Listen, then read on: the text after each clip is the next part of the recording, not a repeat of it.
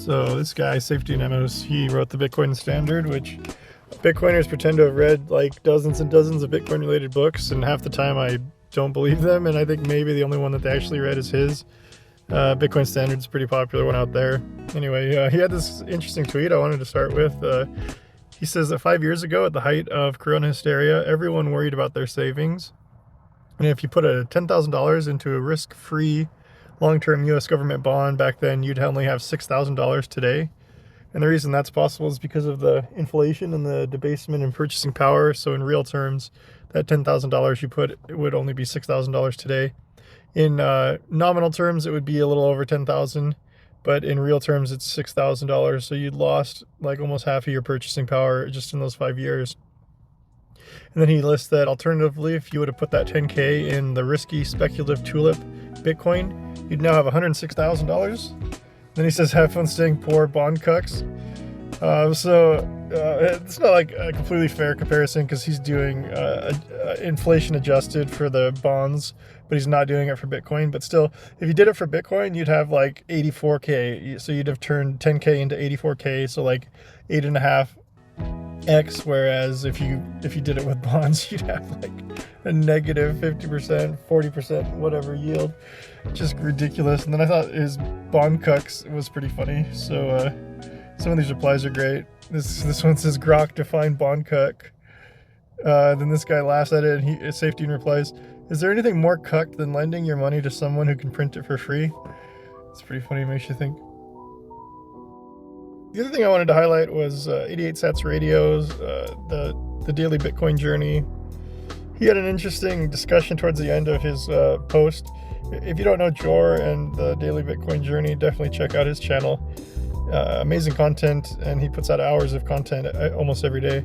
But he had this thought that, like, at what point will people who are selling their goods and services in sats stop repricing it based on the dollar value of the goods and service? And so kind of the idea is that, let's say that I sell something and I'm selling it right now for 10,000 sats.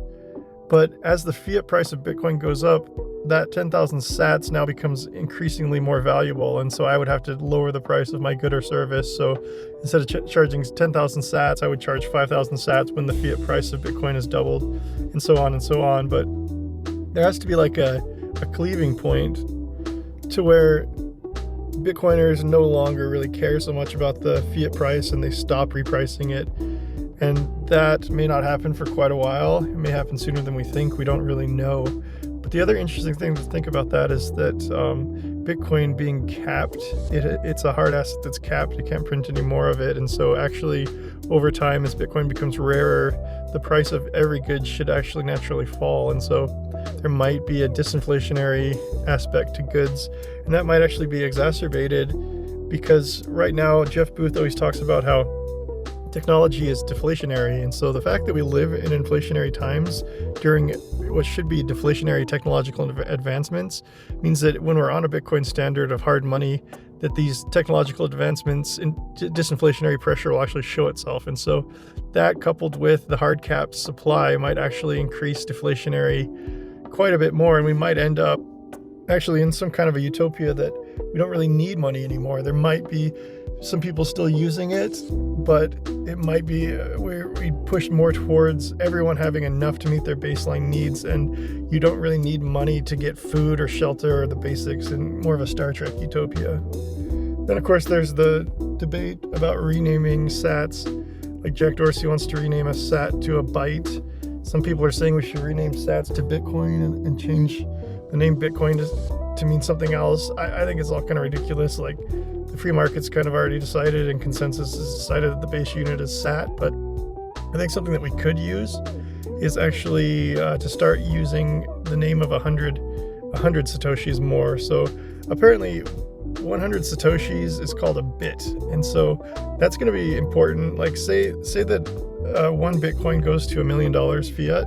Well, then we would then have one sat would equal 1 penny. So when you think of pennies, you don't say that you gave somebody 1,000 pennies.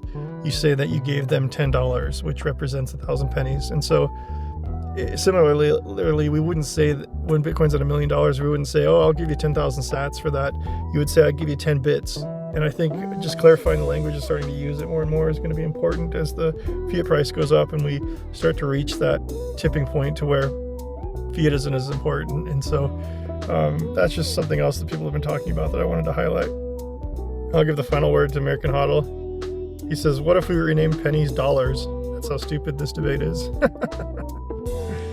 right, adios.